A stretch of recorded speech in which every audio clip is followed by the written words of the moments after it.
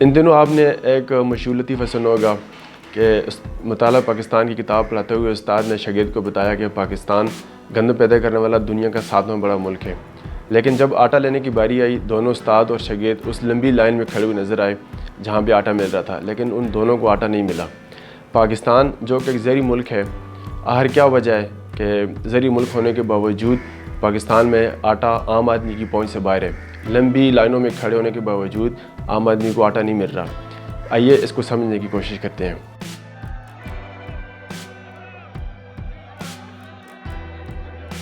سب سے پہلی وجہ جو ہے وہ سپلائی اور ڈیمانڈ کا گیپ ہے۔ آئیے اس کو سمجھنے کی کوشش کرتے ہیں۔ پاکستان کو اللہ پاک نے بہترین کلائمیٹ عطا کیا ہے۔ پاکستان بہترین سبزیاں، بہترین فروٹس اور بہترین فصلیں پیدا کرتا ہے۔ پاکستان کی گندم کی جو ڈیمانڈ ہے سالانہ وہ 30 ملین میٹرک ٹن ہے، جبکہ پاکستان خود 22 ملین میٹرک ٹن گندم پیدا کرتا ہے۔ پاکستان میں گندم جو کم پروڈکشن ہے اس کی ایک وجہ یہ ہے کہ ناقص کوالٹی کی سیڈز اور سائنس اور ٹیکنالوجی سے ہمارے جو فارمر ہیں وہ دور ہیں۔ اس کے ساتھ ساتھ جو سب سے بڑا المیہ جو ہے وہ ہزاروں ایکڑ رقبوں پر جو ہماری ہاؤسنگ سوسائٹیز ہیں وہ بن رہی ہیں۔ پاکستان میں سب سے زیادہ گندم پیدا کرنے والا صوبہ پنجاب ہے، اور انفارچونیٹلی جو ہماری ہاؤسنگ سوسائٹی ہیں وہ سب سے زیادہ پنجاب میں ہی بن رہی ہیں۔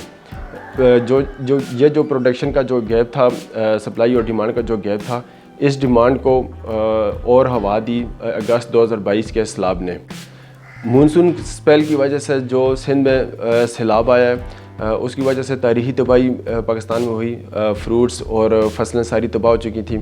گورنمنٹ کی ایک پالیسی ہوتی ہے کہ گورنمنٹ ہر سال 1 سے 3 ملین میٹرک ٹن جو گندم سٹاک کرتی تاکہ کسی بھی حادثاتی صورت میں وہ گندم ملک میں قابل استعمال ہو، لیکن اس سیلاب کی وجہ سے پاسکو کے مطابق جو سندھ کے سرکاری گوداموں میں گندم جو رکھی تھی اس میں سے 52,000 جو گندم ہے 52,000 میٹرک ٹن گندم وہ خراب ہو گئی تھی۔ المیہ یہ تھا کہ یہ گندم تو خراب ہو گئی تھی، لیکن جو رواں سال چل رہا ہے اس سال میں وہ زمین جو سندھ جہاں پہ گندم پیدا ہوتی تھی وہ زمین وہاں پہ جھیلیں بن چکی تھیں، اس لیے وہاں پہ مزید زمین جو گندم کی قابل کاشتکاری تھی وہ باقی نہ رہی۔ پاکستان میں گندم کی شارٹیج اور آٹے کی شارٹیج کی تیسری بڑی وجہ روس اور یوکرین کی جنگ ہے۔ ملکی ضرورت کو پورے کرنے کے لیے جو سیلاب اور ہاؤسنگ سوسائٹی کی وجہ سے جو پروڈکشن میں کمی آ رہی ہے، اور ملک کی ضرورت کو پورا کرنے کے لیے گورنمنٹ کو گندم امپورٹ کرنا پڑتی ہے۔ رشیا، یوکرین، آسٹریلیا، امریکہ اور انگلینڈ دنیا میں جو بڑے ممالک ہیں، جو گندم پیدا کرنے والے بڑے ممالک ہیں، پاکستان مختلف ممالک سے گندم امپورٹ کراتا ہے، لیکن پاکستان اپنی ضرورت کی جو 80 سے 90% گندم ہے وہ یوکرین اور رشیا سے منگواتا ہے۔ رشیا اور یوکرین اس وقت دونوں ممالک خانہ جنگی کا شکار ہیں۔ ادھر رشیا نے یوکرین کے پورٹ کو انسرکل کیا ہوا ہے، اس لیے پاکستان کو اب جو گندم ہے وہ رشیا سے ہی منگوانی پڑے گی۔ پاکستان اور رشیا کے درمیان ڈائلاگ چل رہے تھے۔ رشیا نے جو اپنی گندم کا جو ریٹ دیا ہے وہ پاکستان کو $400 میٹرک ٹن کا ریٹ دیا ہے، لیکن پاکستانی گورنمنٹ نے ان کو $350 میٹرک ٹن کا ریٹ دیا۔ اسی دوران دونوں ممالک کے درمیان ڈائلاگ جو وہ کامیاب نہیں ہو رہے تھے۔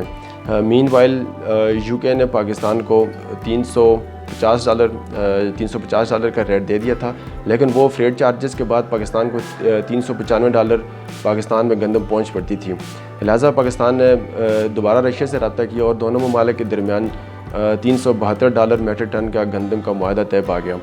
اتنی گندم 45,000 میٹرک ٹن گندم جو پاکستان پہنچ چکی تھی، اس گندم کے آنے کے باوجود پاکستان میں جو شارٹیج ہے، گندم کی شارٹیج ہے وہ ختم نہیں ہو پا رہی تھی، اور اسی دوران پاکستان میں آٹے کی قیمت جو ہے وہ پر کے جی جو ہے 140 to 160 تک پہنچ چکی تھی۔ حالات مزید خراب ہوتے جا رہے تھے، لیکن اس کی ساتھ اتنی گندم آنے کے باوجود اگر شارٹیج ختم نہیں ہو رہی تھی تو اس کی چوتھی بڑی وجہ بھی ہے۔ چوتھی بڑی وجہ جو ہے وہ گندم کی سمگلنگ ہے۔ اتنی گندم پاکستان میں آنے کے باوجود جو شارٹیج ختم نہیں ہو رہی تھی اس کی ایک بڑی وجہ جو ہے وہ گندم کی سمگلنگ ہے۔